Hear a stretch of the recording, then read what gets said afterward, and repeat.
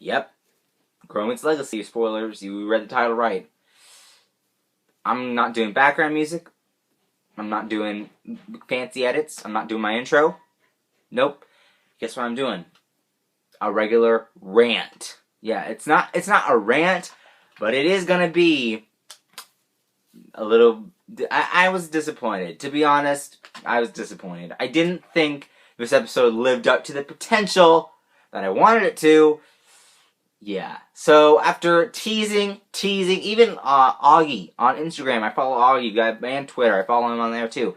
He's been teasing. Months of teasing of high school, this episode, the finale. And then we just get this? It's like, what? I don't know. This episode didn't even make sense. Like, I don't know. Like, I'm not saying it was bad. It was actually a pretty good episode. I really liked what they did, and the acting was superb, but I did not like how it just felt like a random, like, dramatic episode. It didn't feel like a finale should. It didn't feel amazing. It felt just kind of like just something that you sit through. You know what I mean? I was just watching this up there on my bed. I have a bunk bed. I was watching on my phone, and I was just like, when's this part coming up? When are they graduating? What's going on? Are they even going to have a big graduation? Are they even going to wear the cap and gowns? Obviously they did, but I was just like, what's going on? Like, it was weird. I don't know. It just felt weird. So let's talk about this episode, because obviously this is a review, so we gotta talk about the good, we gotta talk about the bad. So this episode starts off, basically, Zay is not here, for one. I don't know why Zay, like, couldn't put him in there. Although I feel like they had to focus on the core characters. Zay is not a core character. He's not a main character. He wasn't there for the, first season. So obviously, and he was barely there in the beginning for season 2. And then they kind of added him a little bit more, and then they kind of just, like, shifted him a little bit. He got big. I have to say Zay is a really cool character, because he got bigger later on in the season. Now he's, to me, if they don't have his credit in the opening sequence in season 3, I'm out. I'm gone. Because Zay is such a cool character. He deserves to be a main character, right? But I felt like, because, like, Zay is the Corey Fogelman of season 1. But I felt like it was like Zay's off to this formal. And then when they, like, reveal the bench with his name on it, I'm like, what? You can't like, put a bench with Zay's name on it and not have him even be there. It doesn't even feel right to me. But anyway, we're going to stop talking about Zay for a minute. So basically, this is like the legacy. They're graduating from middle school. They're going off to high school. They're doing this big thing. And it's like this emotional episode. They talk about the whole love triangle between Maya, Riley, and Lucas. And I'm like, they need to choose someone. Needs to be chosen already. It's gonna be Maya or Riley. Which one? Just choose somebody. Because it's so frustrating to me to have to sit here and watch this whole episode in, like, anticipation to see, like, I'm just like, yeah, alright, when's this gonna come? Like, you gonna choose Maya, you gonna choose Riley? Seriously, it was so, like, like, they just, like, played around, they danced around the idea of having them together, and I thought, okay, this is gonna be, like, huge, they're gonna have some kind of plot twist that heads up to season 3, I mean, they're gonna do with it in high school, a whole new story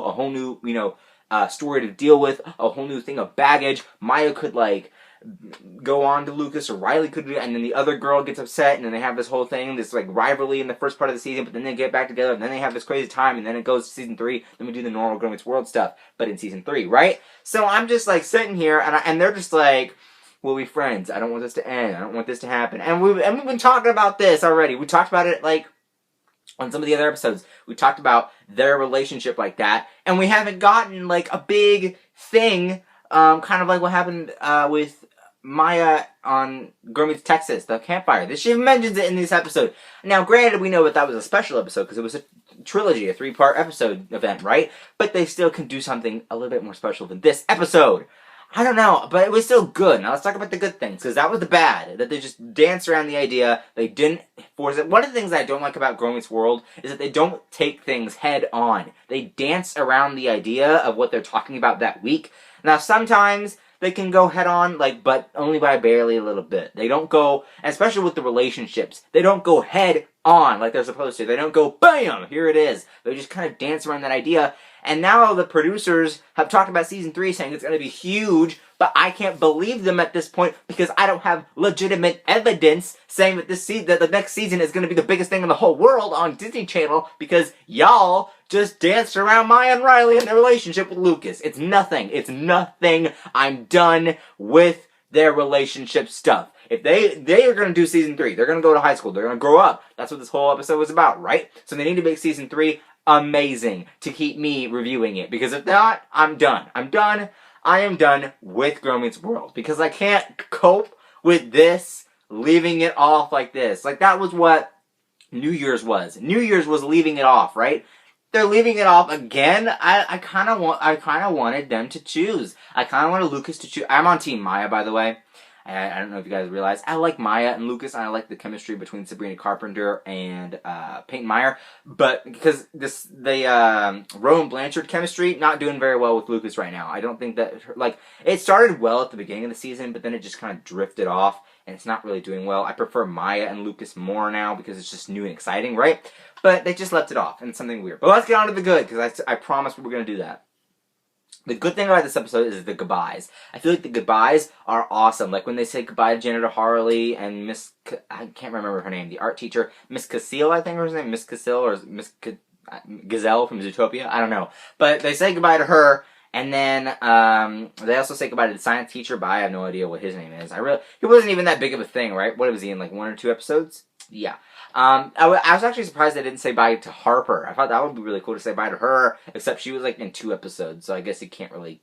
But Miss Gazelle Cassile lady, art teacher, was in like what, 2 episodes, 3? I don't know. I feel like Janitor Harley's was convincing because he was a big character, right?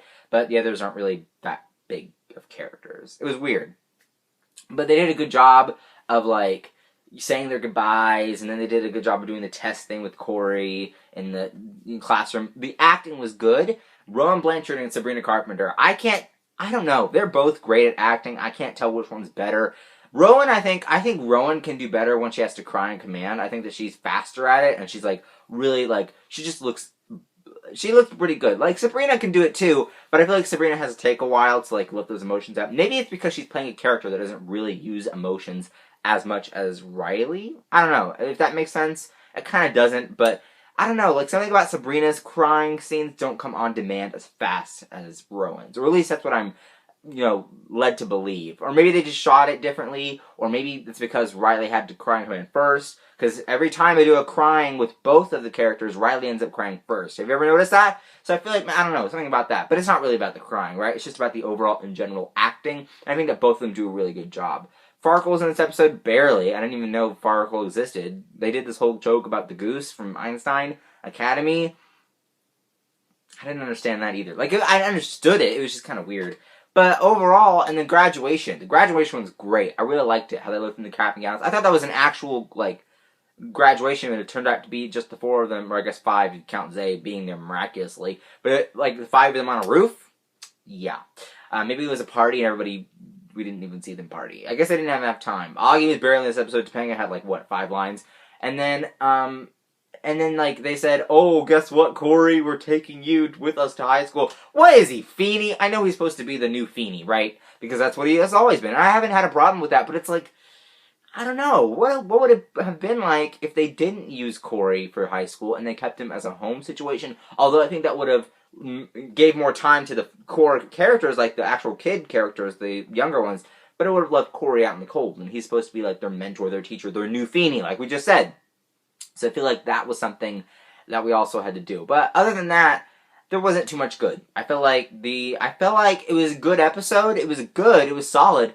But I just want them to pick. I want them to choose. I want them to make this hard relationship. I want them to have this horrible storyline. I want them to have this, like, friendship breaking thing. And maybe they'll do that in season 3, but I don't have enough confidence in the writers, 1, the producers, 2, and the other thing that keeps me, like, confident about this next season is Augie on Instagram. He just keeps posting Girl Meets World Season 3, Girl Meets High School stuff, and that's the only thing that's keeping me interested. If it wasn't for Augie, thank you, Augie. If it wasn't for you and your mom and dad who monitor all your social medias, I would be gone. So you just kept a viewer for Girl Meets World and a reviewer for Girl Meets World. But other than that, what did you guys think of the season finale? Did you like the idea of them dancing around and leaving off that relationship for season 3, which is probably going to take forever to develop again?